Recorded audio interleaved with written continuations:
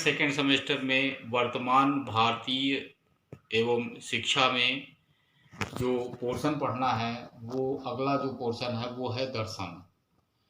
दर्शन actual में यहाँ पर हम डिस्कशन करेंगे कि दर्शन होता क्या है और दर्शन का जो अर्थ है वो क्या है और दर्शन हम किस लिए पढ़ते हैं। दो चीज़ें हमको ध्यान में रखनी होगी और जो इस विषय में जो हमको पढ़ना है एक्चुअल में आदर्शवाद, प्रकृतिवाद इत्यादि ये सब पढ़ना है दर्शन का पोर्शन। लेकिन इसको पढ़ने के पहले जो है दर्शन हमको जानना जरूरी है। तो कभी कभी आप मन में विचार किए होंगे कि हम मरने के बाद कहाँ को जाते हैं और मरने के बाद कहाँ को जाते हैं और हमारा जब जन्म होता है तो हम कहाँ से आते हैं। कभी कभी ये विचार हमारे मन में अवश्य आता है। तो ये जो सोचते हैं यही क्या है, दर्शन है। और इन चीजों का जो अध्ययन किया जाता है वो दर्शन विषय में अध्ययन किया जाता है। जैसे ब्रह्मांड, आत्मा, परमात्मा, ये सब क्या है, ये हमारे सोच के परे हैं। तो कहने का मतलब है कि दर्शन विषय जो अध्ययन करता है वो जन्म के पहले व्यक्ति का क्या अस्तित्व था और मरने के बाद उसका क्या अस्तित्व है, इसके विषय में दर्शन में अध्ययन किया जाता है। अब हम यहाँ देखते हैं कि दर्शन एक्चुअली में है क्या। तो दर्शन को यदि देखें तो दर्शन चिंतन की उच्चतम सीमा है। अर्थात आप जितना चिंतन करते जाएंगे वो क्या है, वही क्या है, दर्शन है। संपूर्ण ब्रह्मांड का जो अध्ययन किया जाता है वही क्या है, दर्शन है। आत्मा परमात्मा का जिसमें अध्ययन करते हैं वो क्या है, दर्शन है। मानव के करणीय व अकरणीय कर्म, अर्थात जो अच्छे कर्म हैं, जो बुरे कर्म हैं, उनका भी अध्ययन दर्शन में किया जाता है। तो ये रहा साधारण जो है जो हम दर्शन का अर्थ जानते हैं। साधारण रूप से ये क्या हुआ दर्शन का अर्थ कि चिंतन की उच्चतम सीमा है। संपूर्ण ब्रह्मांड का इसमें अध्ययन किया जाता है। आत्मा परमात्मा का अध्ययन किया जाता है। मानव के करणी व अकरणी कर्मों का अध्ययन इसमें किया जाता है।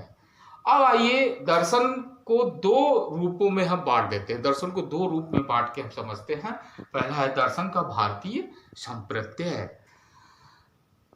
इसमें क्या भारतीयों ने क्या कहा कि दर्शन ज्ञान की वह सीमा है जिसमें अंतिम सत्य की खोज किया जाता है। अर्थात जो हमारा ज्ञान है उस ज्ञान के सहारे जब हम अंतिम सत्य की खोज करते हैं तो वही क्या है, दर्शन है। ऐसा किसने कहा, भारतीय दार्शनिकों ने कहा। इसी संदर्भ में डॉक्टर सर्वपल्ली राधाकृष्णन का जो वक्तव्य है कि दर्शन सत्य के स्वरूप की तार्किक विवेचना है।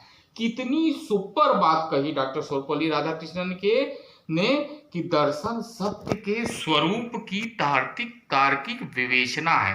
अर्थात जो सत्य हम जानते हैं उसका जब हम तार्किक विवेचना करते हैं तो वही क्या है, दर्शन है। फिर उसके बाद दर्शन का पाश्चात्य संप्रत्यय, मतलब पाश्चात्य लोग क्या करते हैं दर्शन के विषय में। तो यहाँ पे देखिए कि दर्शन को अंग्रेजी में क्या कहते हैं, फिलॉसफी। दर्शन को अंग्रेजी में क्या कहते हैं, फिलॉसफी।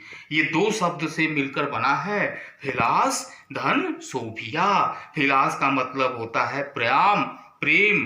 फिलास का मतलब क्या होता है, प्रेम। सोफिया का मतलब ज्ञान। अर्थात ज्ञान के प्रति जो प्रेम होता है वही क्या कहलाता है, दर्शन कहलाता है। ऐसा किसने कहा, पाश्चात्य लोगों ने, अर्थात अंग्रेजी सभ्यता के लोगों ने कहा। प्लेटो कहते हैं कि जो व्यक्ति की ज्ञान के प्रति जो इच्छा है, सीखने के लिए जो उत्सुकता है, वही क्या है, दर्शन है। प्लेटो ने क्या कहा कि व्यक्ति का ज्ञान के प्रति जो इच्छा होता है और व्यक्ति सीखने के लिए जितना उत्सुक होता है वही क्या है, दर्शन है। तो ये रहा दर्शन का सामान्यतः अर्थ। अब आइए दर्शन के रूप। दर्शन के तीन रूप हैं, तत्व मीमांसा, ज्ञान मीमांसा, मूल्य मीमांसा। तत्व मीमांसा में क्या होता है? सृष्टि से संबंधित तत्व, अर्थात इस संसार में जितने तत्व हैं उसका अध्ययन तत्व मीमांसा में किया जाता है। जैसे ईश्वर, मानव, आत्मा, परमात्मा, ये क्या है? सृष्टि के तत्व हैं। तो इस दर्शन में हम केवल इनके बारे में अध्ययन करते हैं। ज्ञान मीमांसा में मानव के बुद्धि व ज्ञान के विषय में जानकारी मिलती है। अर्थात इस प्रकार के दर्शन में हम मानव के जो बुद्धि है, जो ज्ञान है, उसके विषय में पढ़ते हैं। तीसरा है मूल्य मीमांसा एवं आचार मीमांसा। इसमें मानव के आदर्श व मूल्यों के बारे में, उसके आचरण के बारे में, उसके करणी व अकरणी कर्मों के बारे में अध्ययन किया जाता है। तो अब इसके बाद हम पढ़ेंगे आदर्शवाद, प्रकृतिवाद, प्रयोजनवाद।